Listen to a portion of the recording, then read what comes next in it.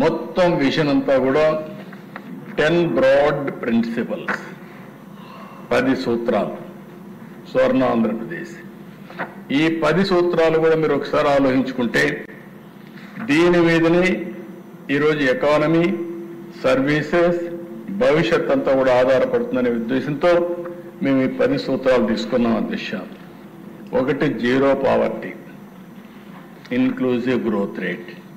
దీన్ని చాలా స్పష్టంగా క్లారిటీ పెట్టుకొని ఏం చేయాలో కూడా నేను నెక్స్ట్ స్లైడ్లో మీకు చూపిస్తాను. రెండోది వచ్చి ఎంప్లాయ్మెంట్.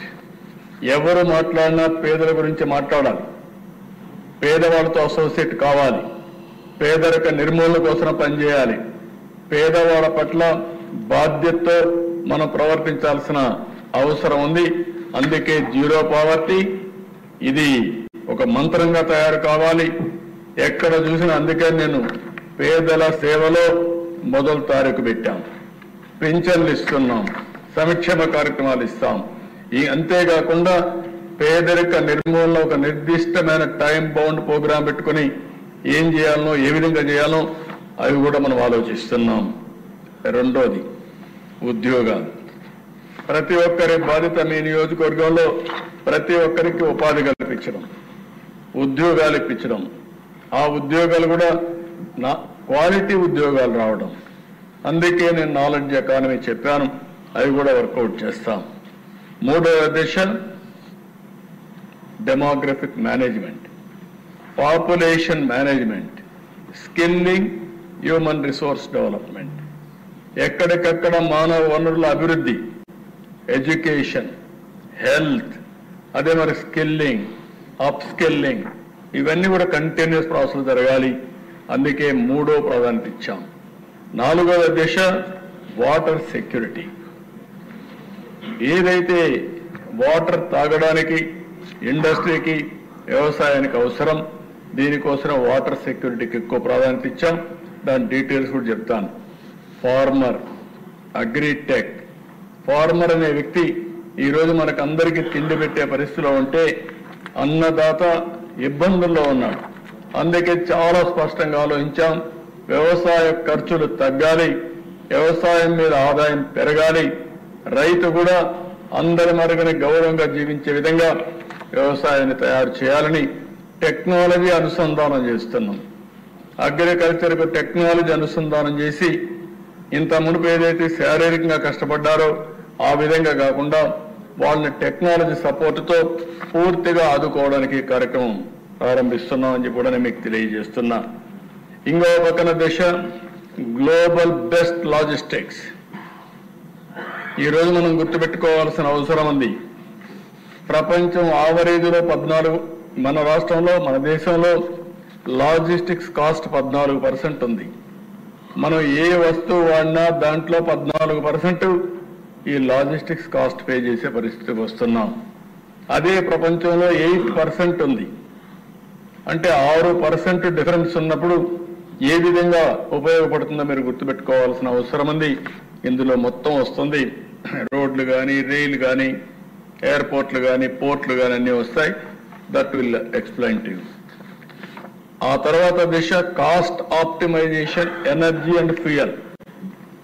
ఈ విషయం కూడా మనం గుర్తుపెట్టుకోవాల్సిన అవసరం ఉంది. భవిష్యత్తులో ఫ్యూయల్ అనేది పెట్రోల్, డీజిల్ మనం వాడేవాళ్ళం. ఇప్పుడు ఎలక్ట్రికల్ వెహికల్స్ వచ్చేస్తున్నాయి. దీనికి కూడా కరెంట్ ఏ విధంగా వస్తుందో మనం చూస్తున్నాం. ఒకప్పుడు కరెంట్ ఎక్కడి నుంచో రావాలి, ఇప్పుడు మనమే కరెంట్ ఉత్పత్తి చేసుకునే పరిస్థితికి వచ్చాం. అవన్నీ కూడా మనం ఆలోచించుకొని ఏ విధంగా కాస్ట్ ఆప్టిమైజేషన్ రవాణాకు కానీ, వ్యవసాయానికి కానీ, ఇంటికి కానీ, వ్యాపారాలకు కానీ, ఇండస్ట్రీకి కానీ ఏ విధంగా ఉండాలో ఆలోచిస్తున్నాం. అందుకని దానికి ప్రాధాన్యత ఇచ్చాం. ఆ తర్వాత దిశ ప్రోడక్ట్ పర్ఫెక్షన్. మనం ఇండస్ట్రీస్ పెడుతున్నాం, వ్యవసాయం చేస్తున్నాం, సర్వీస్ సెక్టర్ వస్తూ ఉంది, నాలెడ్జ్ ఎకానమీ ఉంది. కానీ మన ప్రోడక్ట్స్ అన్నీ కూడా సబ్స్టాండర్డ్గా ఉన్నాయి. దానివల్ల మనం అనుకున్నటువంటి బ్రాండ్ని ప్రమోట్ చేయలేకపోతున్నాం. దీనివల్ల వాల్యుయేషన్ రావడం లేదు. అందుకని ఏది మాట్లాడినా ఆంధ్రప్రదేశ్లో తయారయ్యే ప్రతి ఒక్క వస్తువుని బ్రాండ్ని ప్రమోట్ చేసి వాల్యూ అడిషన్ చేసి ఒక ప్రోడక్ట్ పర్ఫెక్షన్ దిశగా పోవాలని చెప్పి ఆలోచిస్తున్నాం. ఇంకో పక్కన దేశ స్వచ్ఛ ఆంధ్రప్రదేశ్. ఈరోజు స్వచ్ఛ ఆంధ్రప్రదేశ్ మనం గుర్తుపెట్టుకోవాల్సిన అవసరం ఉంది. ఈ రోజుట్లో టెక్నాలజీ ఏజ్లో దోమలు, మస్కిటోస్ వల్ల ఎక్కడికక్కడ మలేరియా కానీ లేకపోతే మీరు చూస్తే డెంగ్యూ కానీ అనేక విధాలుగా ఇబ్బంది పడుతున్నాం. మనం ఉండే ప్రాంతాలు ఏ విధంగా అశుభ్రంగా ఉన్నాయో దానివల్ల ఆరోగ్య పరిస్థితులు వచ్చే పరిస్థితి వచ్చింది. ఈరోజు మానసిక ఉల్లాసం కావాలన్నా, హ్యాపీగా ఉండాలన్నా, ఆరోగ్యంగా ఉండాలన్నా స్వచ్ఛ ఆంధ్రప్రదేశ్ చాలా ముఖ్యం. దానికోసం స్వచ్ఛ ఆంధ్రప్రదేశ్ కింద తీసుకున్నాం.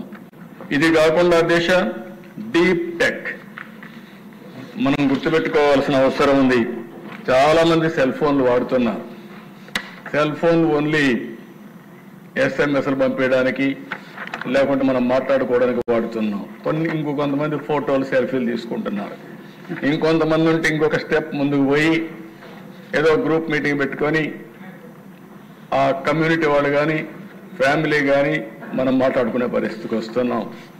నేను ఆలోచించేది ఈరోజు దిశ ఏదైతే in all walks of life టెక్నాలజీని ఏ విధంగా ఉపయోగించుకోవాలో మనం ఆలోచించాల్సిన అవసరం ఉంది. It is a game changer. భవిష్యత్తులో హార్డ్ వర్క్ చేయడం కాదు, స్మార్ట్ వర్క్ చేయాలి. మీరు ఎక్కడ కూర్చున్నా రియల్ టైంలో పనిచేసుకునే అవకాశం వస్తుంది. దాన్ని కూడా నేను ఎక్స్ప్లెయిన్ చేస్తాను దిశ. అది కాన్సెప్ట్ కింద తీసుకున్నాం.